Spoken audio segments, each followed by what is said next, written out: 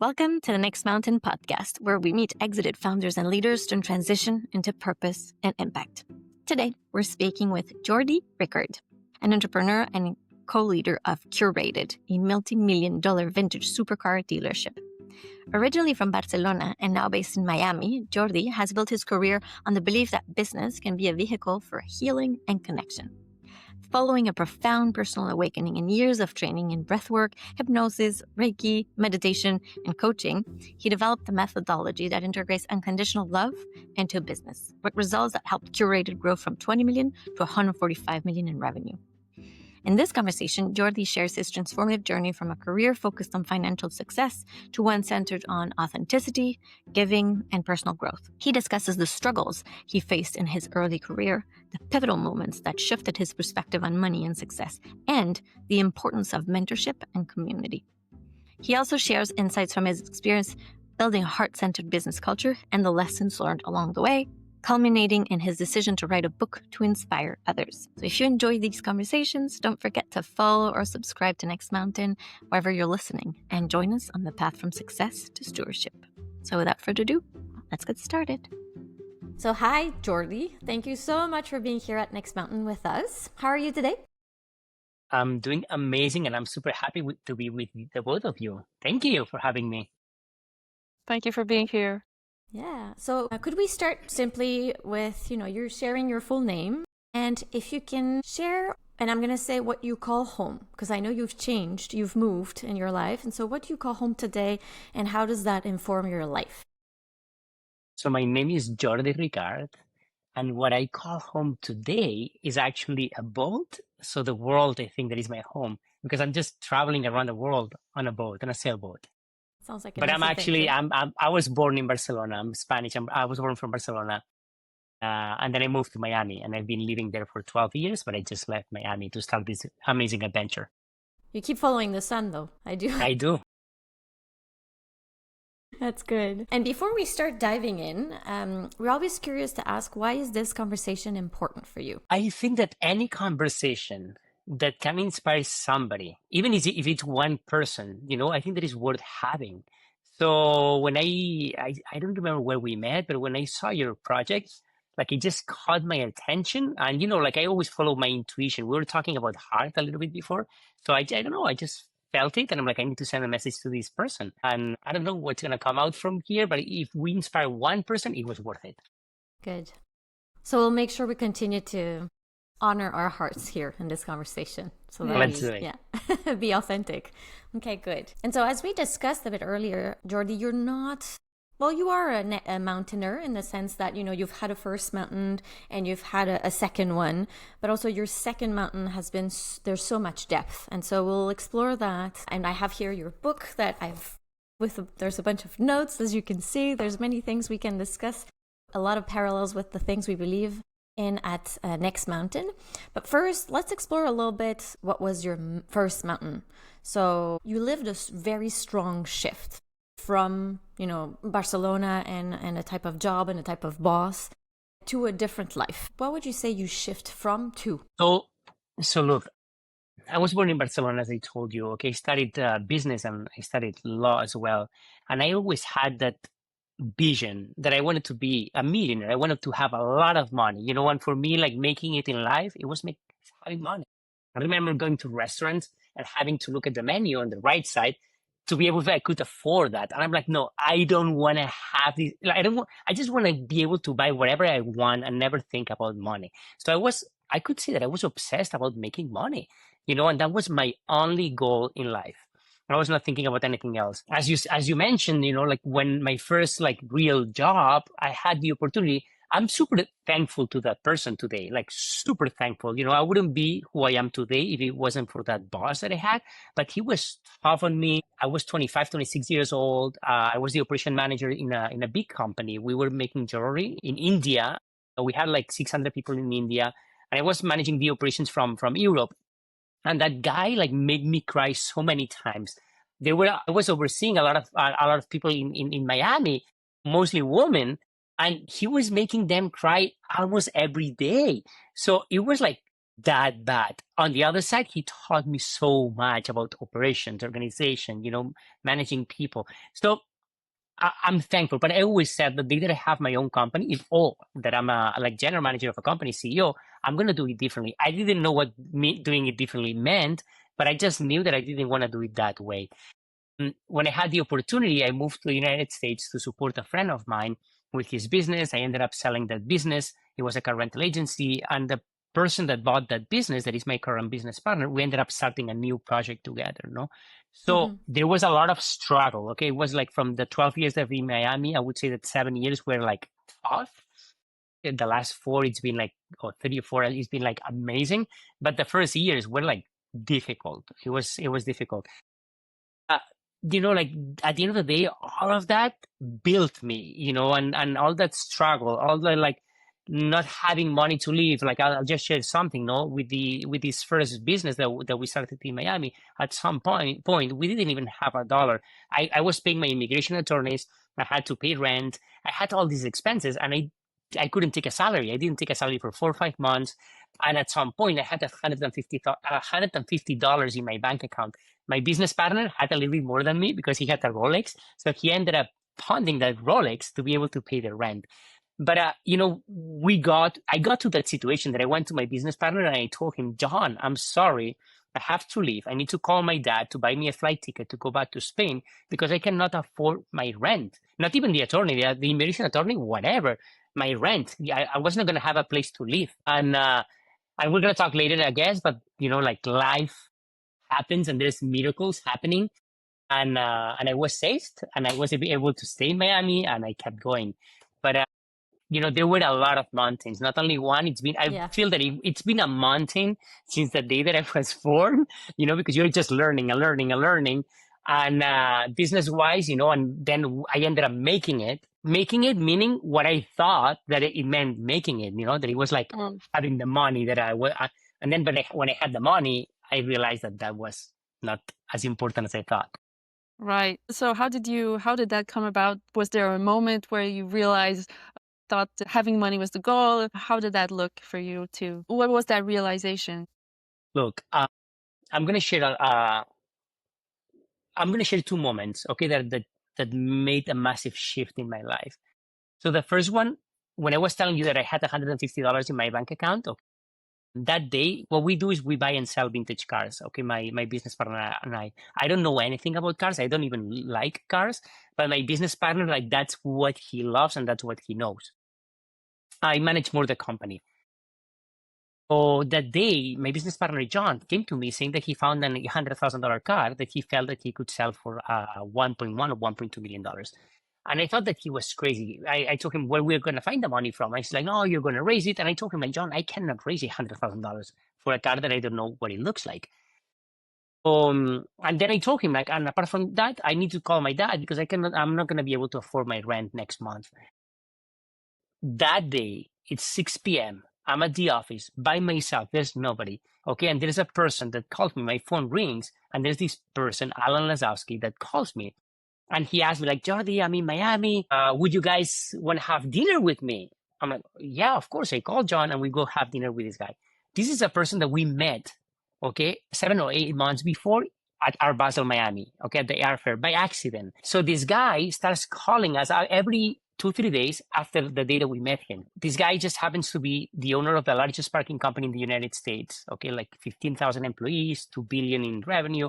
And this guy, I don't know why, but he just calls us. He spends 2-3 hours on the phone every 3-4 days, and he just starts mentoring us. That's it. No, not as an investor. No, there's no business deal. He just like wants to help these 2 young kids that are struggling. So he calls us. He's in Miami that day. We go have dinner with him, and I tell him that we're closing that rental agency that was struggling. He's asking us about these car deals, because we were doing 1 or 2. That was when the second business like was starting. And I tell him, like, Alan, like, we're closing the car rental agency and I'm leaving. I'm going to Spain. I'm going to ask my dad tomorrow for a flight ticket. I cannot afford my rent. And then John told him, like, my business partner, like, he's like an eternal optimist. And he told him, like, no, that's not true. We're going to be rich. We're going to buy this car for 800. We're going to sell it for 1.1. And Alan is like, where are you going to get the money from? And I said, oh, Jordi is going to raise it. I'm like, Alan, I'm not raising anything. This is not going to happen. So Alan, and I told him, and we need to put a $50,000 deposit.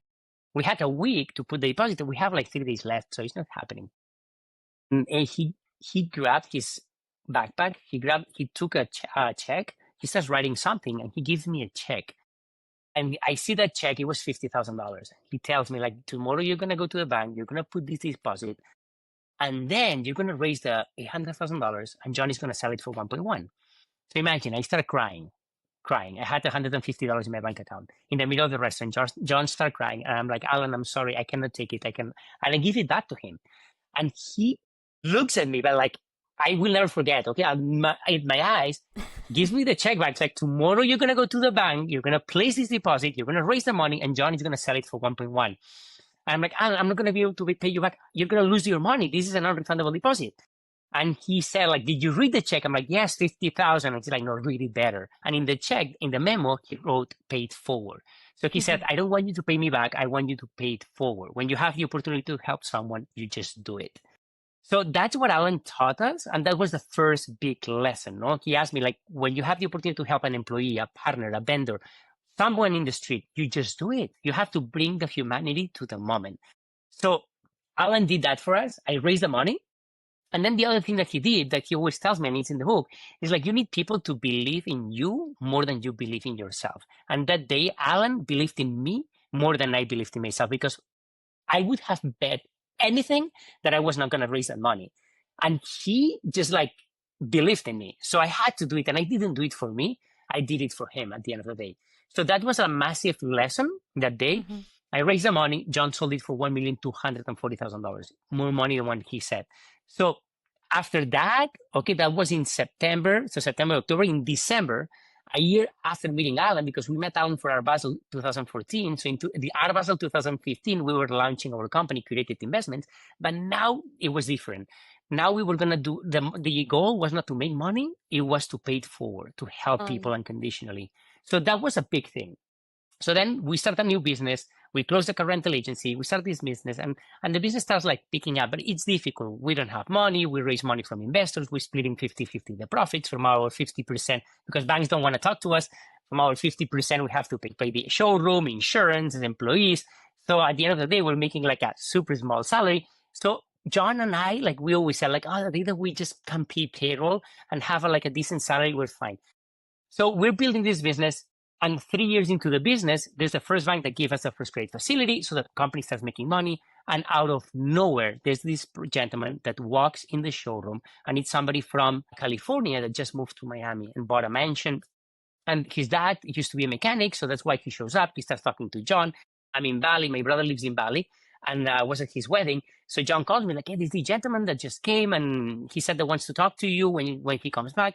So I come back, we meet with him, and it just happens to be Jim Getz, the former CEO of Sequoia Capital, one of the largest venture capital firm in the world.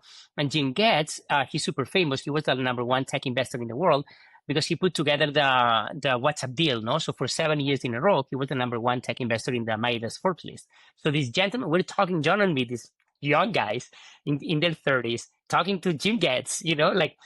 And he looks at John, and John, like, he always used to wear like ripped jeans, like ripped shirts, like that hat. And I was the opposite, now I'm more relaxed, but I was like with my sport jacket, khakis. So he looks at us like, guys, do you respect each other? Like, you're so different. And that's what we told him. Like, this is the beautiful thing about John and me. Like, we're so different, but we respect each other so much. So I trust him and he trusts me. And that's why 1 + 1 is 2. So Jim Getz comes into the company, and Jim Getz, he asked us, like, guys, I would love to invest in your project. So we told him, like, we're not looking for investors. We just got our first credit facility. Company's making money. We don't need money. So he said, we didn't know who he was. And he said, they Google me, but I think that I can bring something to the team. We Google him. Like, no, I'm not sure. We don't need your Exactly. That's what we told him. But we Google him and we see who he is. And like, my God, So we call Alan, and Alan's like, oh my God, these venture capitalists, they are sharks. We have to be careful. We have something beautiful between us. So I was like, let's have a dinner with him. So Jim has a private jet. So Jim flies to New York, picks Alan, and they come to Miami. So we have dinner. And the most amazing guy, beautiful guy. He's just all about helping young entrepreneurs right now. Like he made it in life. He's a billionaire and he just doesn't care about money. It's all about helping people. We decided to bring him on board, and he bought 25% of the company. Like the day that we were waiting for that money to hit the account, because like that money was going to go, part of it to pay a loan that Alan gave us to start the business, and then our pocket. So it was the first time in my life that I was going to have money in my pocket that I couldn't believe. So I remember John and I being at the office, refresh, the bank account, like we refresh like 100 times in 2 hours. The moment that the money hits the account, we're like, oh, we had to like a shot of tequila. I was like, okay, now what? I went home, I told my wife or my girlfriend at the time, and like, okay, now what?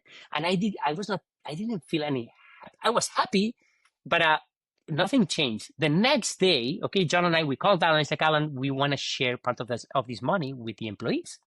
It's like, do it, whatever percentage you guys want to share, just do it.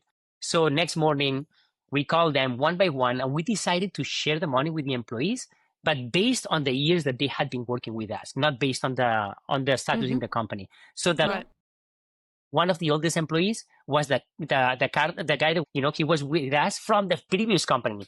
So we called this guy Marquis. I would give him a check that was like higher than his annual salary. The guy was like shocked, crying. Then we call Anna, like we start calling people, and they're like just shocked, they're crying.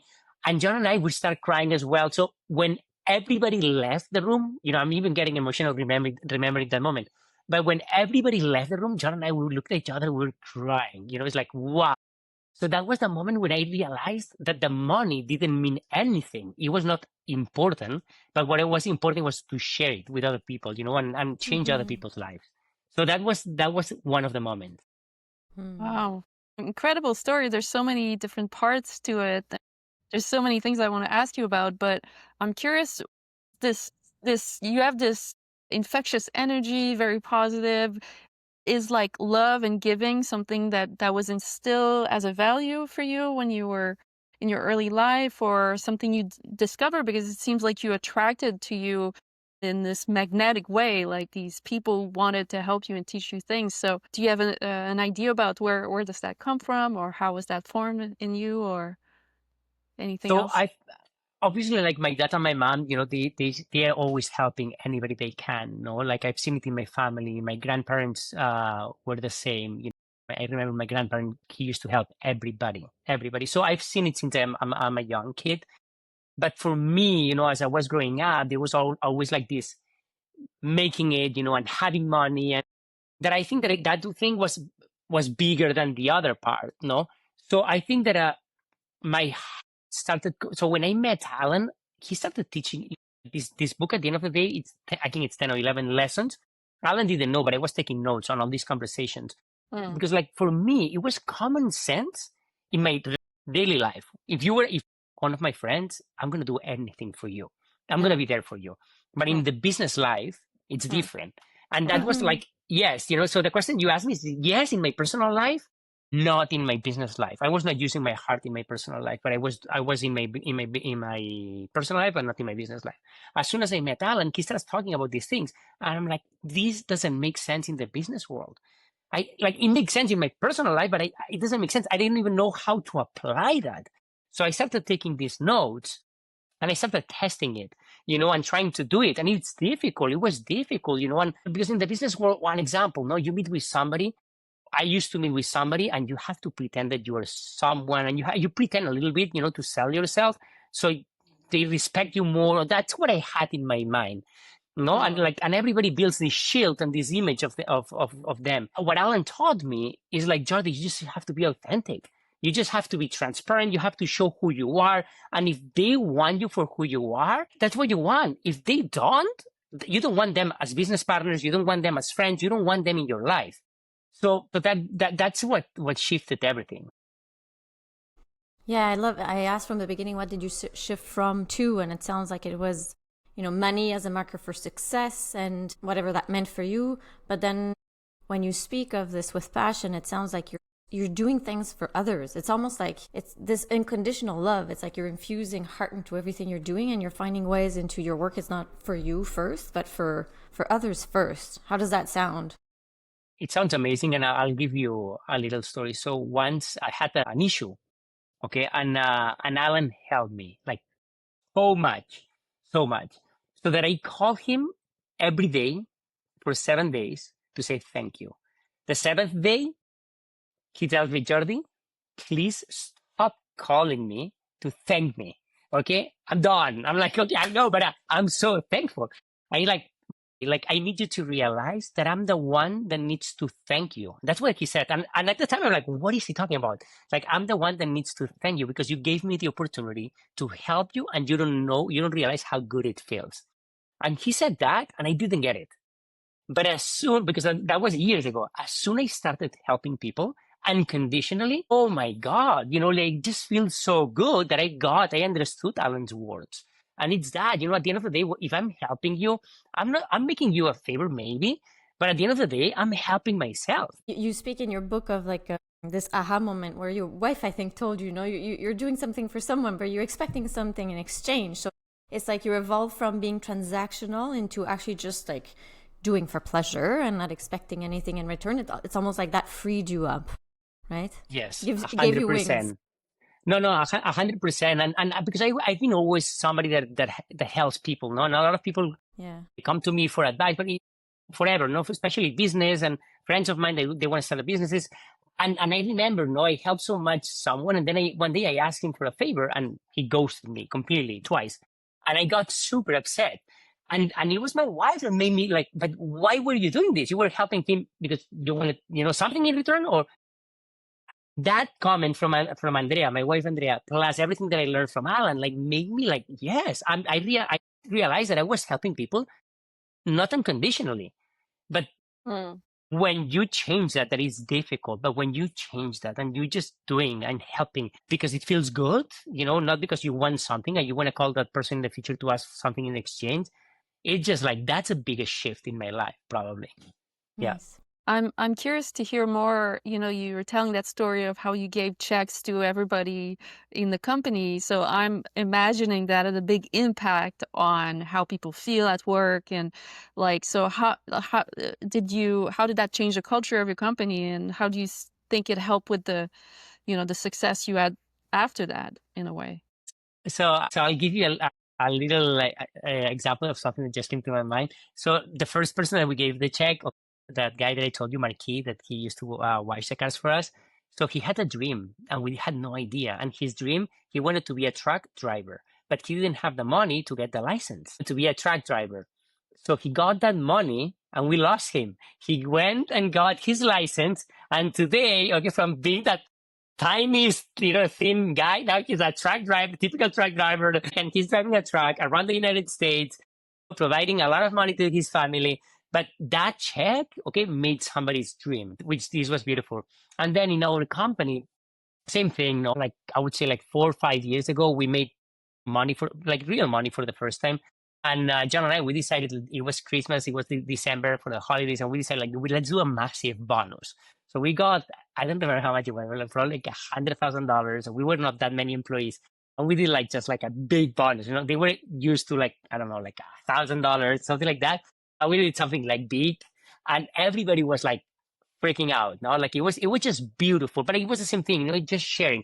And it's not about the money aspect. It's more like the energy of the money. It's about just giving and helping and supporting.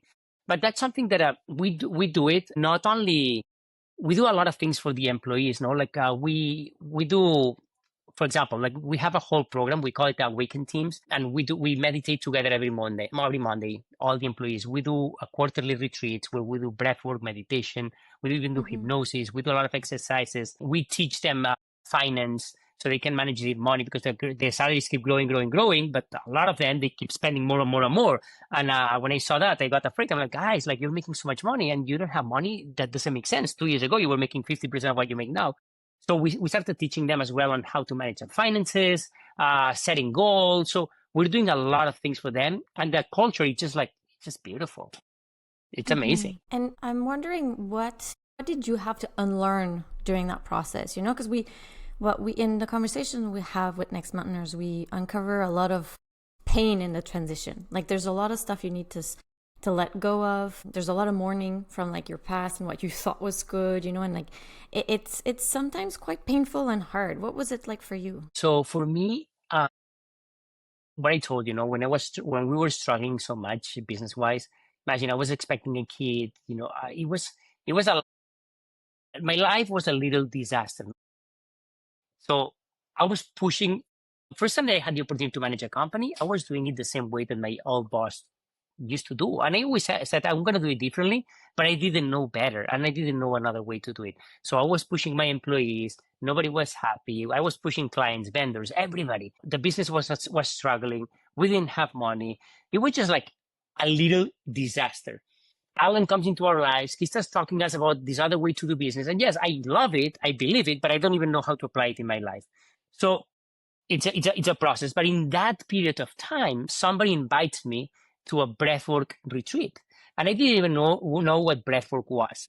I felt called. I'm like, I'll go. And I never go to anywhere like without somebody with me, but I just went without anyone, no friends, nobody. And I go to this place in Homestead, south of Miami. And I get there, there's like 20 mats on the floor. And they tell us, oh, we're going to do holotropic breathing. I didn't know what it was. So, but we're going to lay down and we're going to start breathing in a circular way for an hour or 45 minutes. And I'm like, what? I'm going to be breathing for an hour? Like, I'm going to die. Whatever. I'm here. I'll just try. So I started breathing and I had one of the craziest experiences in my life. And that was the beginning of everything. That's when I was somebody that didn't believe in anything in life. Nothing. I'm born, I live, and I die, and that's it. The animals eat me. That's it, no? And that experience was so profound and so crazy that I started like questioning everything in life. So I went to speak with that person that was leading the retreat, Patty, and I asked her like, hey, they almost like, I had my experience, it was like 3 breaths a day that my experience in the first breath was so crazy that she didn't want me to do the second breath. She got even scared. I asked her, please let me do it. But and at the end, I'm like, hey, I need to understand this. I'm going crazy. I was hearing voices. I was seeing all these things. I need to know more. So that started a 5-year journey of like self-discovery and personal growth. That I believe that opened my heart. Okay, and then I understood this because what Alan was teaching me, I was trying to process it with my brain. And it was beautiful, and I was trying to apply it, but I couldn't. I was trying, but I couldn't. When I was able to open my heart and connect deep, then I understood these words, and I was able to bring it into my business, and I was able to see the transformation that was, you know, that transformation that was happening in my business and the people that was working with us. Amazing. It's interesting. So one of the things when Natalia first talked to me about you and your business, I have to admit I had some judgment about, you know, Lamborghinis and the culture around the very, you know, a lot of wealthy people. And now speaking with you, I see like you're so full of heart. And so I'm really curious to see your perspective about the culture that you've seen of what would you wish people, you know, people maybe have attained that kind of success or are really wealthy, and both like what do you see that is missing or what you would like people to learn from your experience and all of this awakening that you've had. So I'll give you an example of something from yesterday. So we just crossed from Sardinia to the south of France. No? We're in France, but super close to Monaco, like 2 bases. And I had never been to Monaco, so we decided like, oh, let's take a train. It's 2 stops, you know, 10 minutes. Like, let's just go see Monaco. My wife suggested, I'm like, oh, let's go. So we went there, and you see all these like Rolls Royces, Ferraris, like Paganis, you know, like the Monaco, the casino. And, you know, we were there for like an hour and a half, and I told my wife, let's just go. She's like, but why? I'm like, yeah, we seen it. Let's just go. It's like, but why? When there's always like, you know, like you always act the same way when you're around all these things. And the issue that and this is my daily job. Before I was renting cars, luxury cars, Ferraris, Lamborghinis, Bentleys, and now I sell vintage cars, no? And my previous business, I hated that. It was all people that didn't have the money to own those cars, and they were renting, and it was just all ego. Yeah. My current business, I love it. I love, like, I would say 70% of my clients. Love them. It's entrepreneurs that they made their money. It was hard for them to get there, and they get it. And now most of the people, they don't even know that they own these vintage Ferraris and Lamborghinis. That's their passion. They Right. love them, but what I know the feeling that you had when you thought of me and my business, and I get it, okay, because like sometimes I have the same feeling. And in that world, okay, there's a lot of nice people, a lot of good people, but there's as well a lot of ego, a lot of pretending, a lot of like wanting to be something. And the issue, and I was one of them, and I believe that that's why when I see, and I saw these people and these kids taking photos, and I'm like, oh my God, they think that, and that's what I didn't tell my wife, but what I was thinking is like, these guys are admiring all these rich people, and they just want to be like them, and they're going to spend 10, 20, 30, 50 years, or their entire life. They're not going to get there, and they think that means happiness, and that means success, and it doesn't. What means happiness and means success means being authentic, being yourself, connecting with yourself, and not having to pretend to be somebody else to be accepted. And that's why when I'm in these places like yesterday in Monaco, and I probably later today I'm going to share this with my wife, because I've been thinking about that, but that's not success. This is what is success. It's just like being able to be yourself in front of everybody and being authentic. And that's something that I teach my employees, and I tell them, I just want you guys to be you. Don't pretend to be somebody else because I'm around, or to be accepted by the group. The group is going to love you more if you're you. Just speak what your soul tells you to say. That's it. So that's that. I understand your feeling 100%. Well, and it's a bit what we're trying to with Next Mountain is to infuse stories of success that look different, so that the social status that we're trying to get from the first mountain, maybe we try and get it earlier in our lives instead of like realizing midway and like being like, right? So hopefully you're helping doing the same. Yeah, and also there's this idea, we hear all the time, money doesn't buy happiness and everything. But when you don't have it, when they say that, they're like, yeah, but I would like to have a mansion, or I would like to have this car, or I would like to have these things. But I think you're a beautiful example of one of our, core values, which is like happiness comes from contributing to other people's happiness, and giving of yourself. And you're talking about authenticity and expressing, connecting to your heart. So I think it's beautiful to see in that context, definitely. Yeah. And I know, and some people, they told me, like, oh yeah, that's difficult, easy to say now that you have some money. But and it's true, no. But I'm not. By the way, I'm not the richest person in the world. I don't have that much money, But I can live a good life. But I just wish, that people could understand this, because you need a minimum amount of money, because if not, you cannot even think. You're just worried how I'm going to pay this, that. So of course, you need some money to live and to be relaxed. But that's not going to bring you happiness.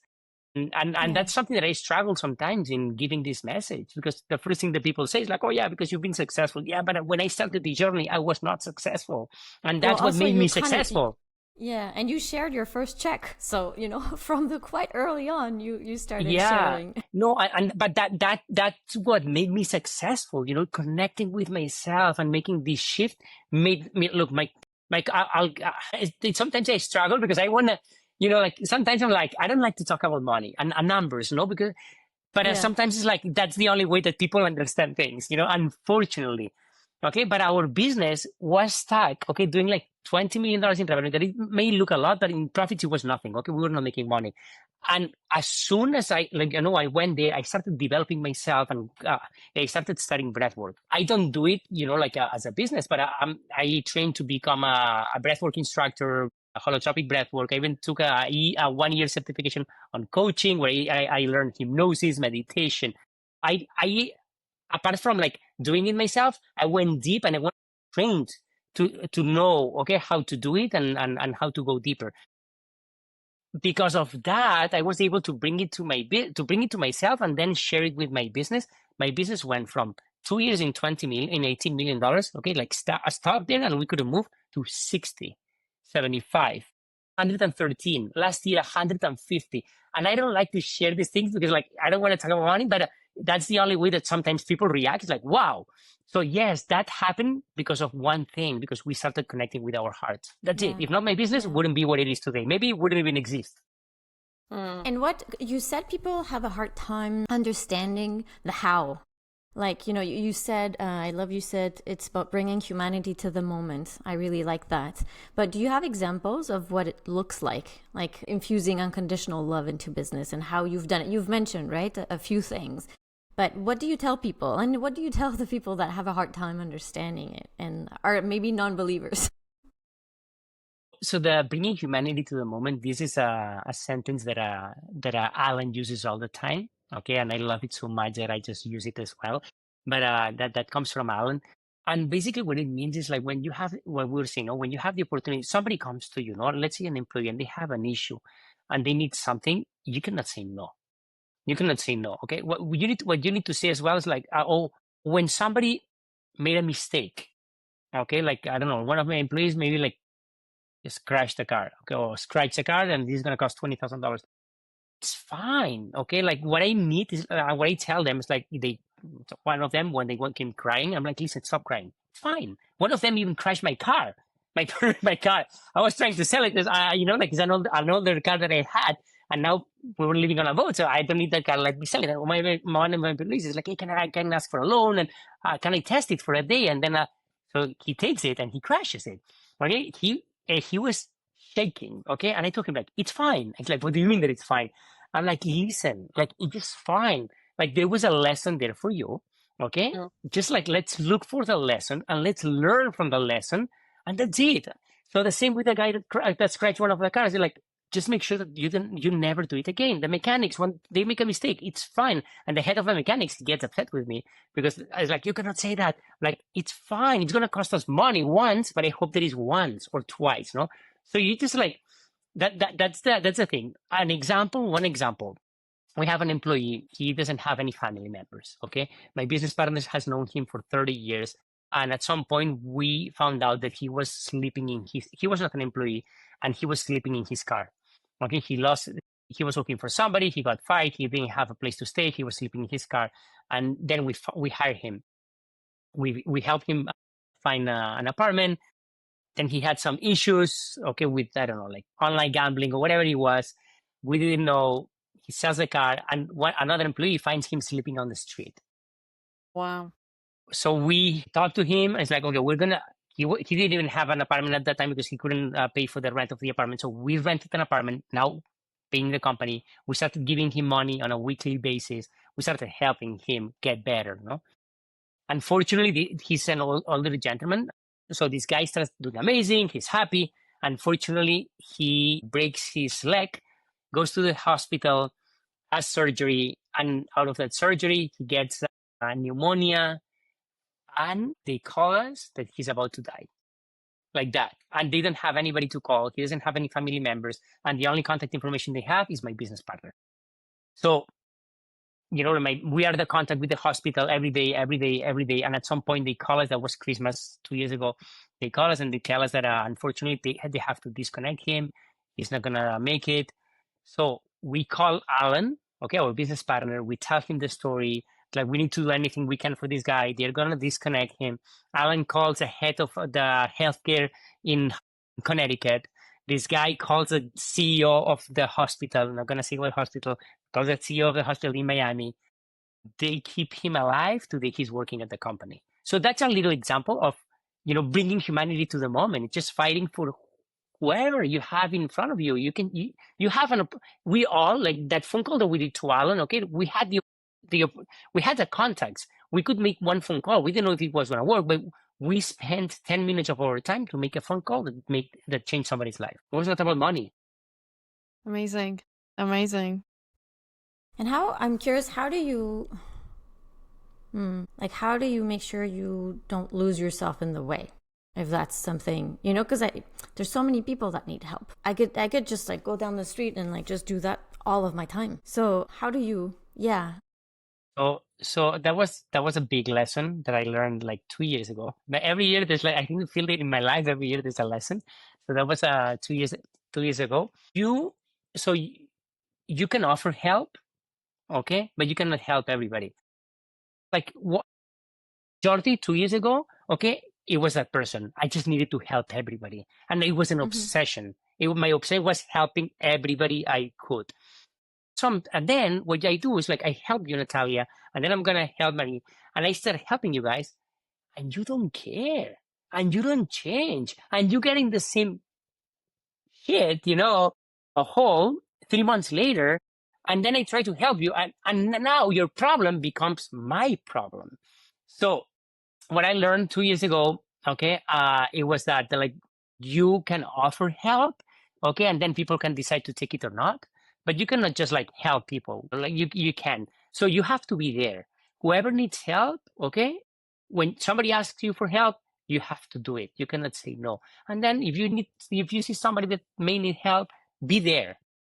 And just wait. The person is gonna ask you is gonna ask, but you cannot. I can offer you help, and you say yes, but you see it when somebody really wants to change. But if you see that you're helping somebody and this person really doesn't want to change, you're not making this person a favor, because this person has chosen to do this way, and there's a lot of lessons for this person to learn.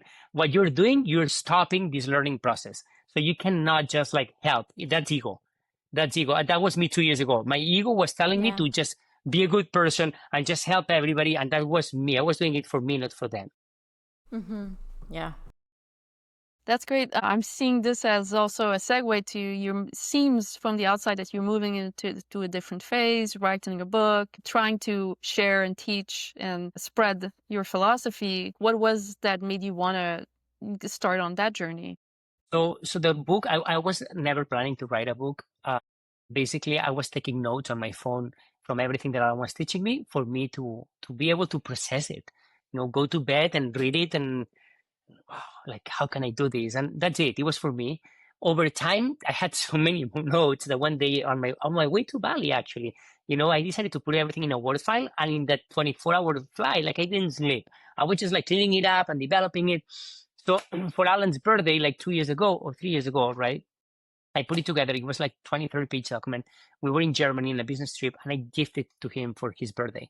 And that's it. But Alan started reading this to everybody, all his business partners, his employees, friends, family.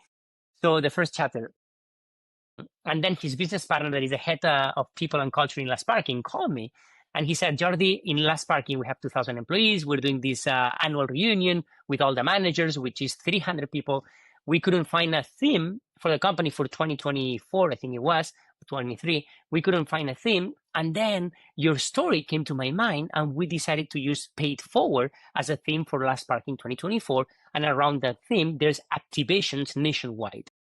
And I was shocked. And he told me, like, I would love for you to come to our meeting, talk in front of the 300 employees, and bring your book. And I'm like, what book are you talking about? I don't have a book. Yeah, the book that Alan wrote us. Like, no, I don't have a book. It's like a 30-page document. That's it. It's a document. Oh, just bring those papers. It's fine. So that pushed me so much. I needed to write a book. And like I don't know if you guys meditate, but I just started meditating, and I asked for help. And the week later, I met this beautiful person, and she helped me, put this book together. So that's how the book started. So I don't have a plan. There's no plan. I'm just surrendering. My favorite book, I don't know if you guys read it, but it's called The Surrender Experiment by Michael Singer. Yes, I love that. Okay.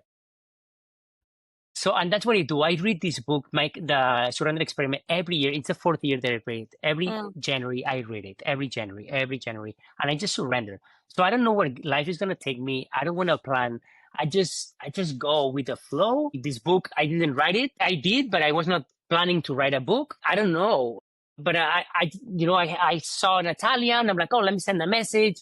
But it's just flowing. So I don't know where I'm going, but I know that there's something to share, and whoever needs to listen is going to listen to it.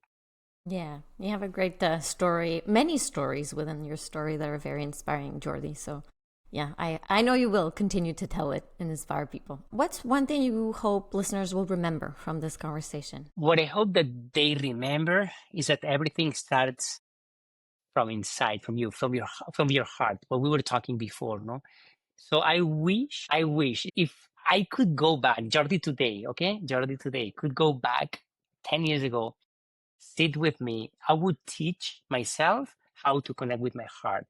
Okay, I would start doing like one of the things that I did in the last 4 years. It was classes from Heart Math Institute, no, like to see how, to learn how to connect with the heart and heart brain coherence and all of this. So I would start by teaching from a scientific point of view, because like that Jordi 10 years ago wouldn't have listened to me if I don't bring some science. So I would have brought some science, okay, maybe through heart coherence, and look what happens when you start connecting with your heart. So everything starts from the heart. Okay, there's the 80% of the information goes heart to brain. So start connecting with your heart. That's your intuition. Stand on and let your brain process this and just follow your intuition. Once you connect with your heart, you're just going to start helping people and bring this unconditionality, but everything starts here in our hearts. So that's what I would tell someone. Start by just learning how to connect with your heart. Thank you. And you also clearly found mentors and partners that were with you during the journey. And it sounds like in connecting so powerfully with your heart, you're able to let go of your fears. Because I think a lot of time people, when they're doing harm, it's because they're letting themselves No? Yes. You're driven by fears. Why do you laugh? No, 100%. Yes. And then the other thing that I'm going to share is hypnosis. It's just a fantastic and powerful tool. Hypnosis changed my life. I had a lot of fears, a lot of self-limiting beliefs, yes, money, with people, about myself. I was so afraid of what people were going to think about me. I couldn't have done this 10 years ago, to be speaking about this in front of, I couldn't. So this woman that I told you, Patty, she helped me so much to rewire my brain. We have so we have, like, you guys know probably this, but we have like 60 to 80,000 thoughts every day, and we are only conscious of 5% of them. So basically, like tomorrow, I'm going to be the same person that I am today, and unless I start rewiring these unconscious thoughts. So through hypnosis, I started working on that, and there was like a big, big process.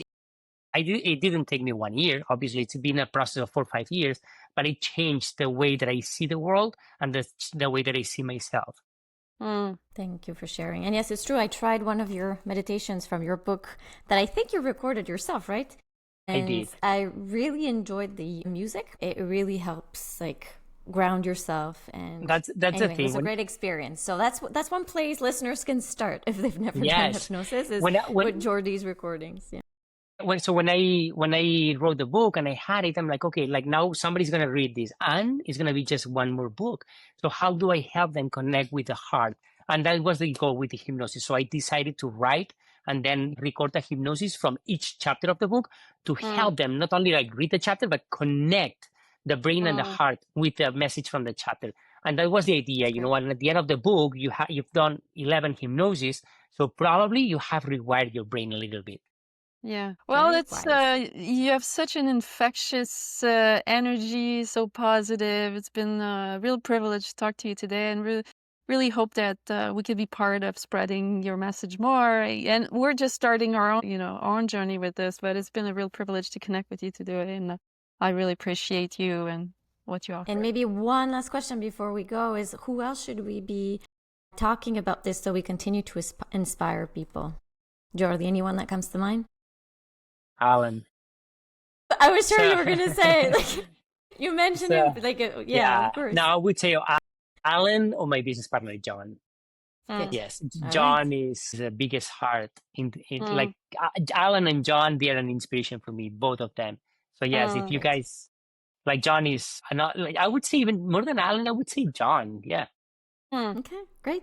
Okay. Great. Well, he has the experience of having learned from Alan as well, right? So it's probably a very interesting journey. But his experience is so different from mine. Like we're so different that he had to work on some things and I had to work on other things. So it's just beautiful. Yeah. Thank you so much, Jordi. Enjoy your traveling around the world in your home now, and we hope we'll talk soon. Beautiful. Thank you so much. Thank you so much, Jordi. Bye.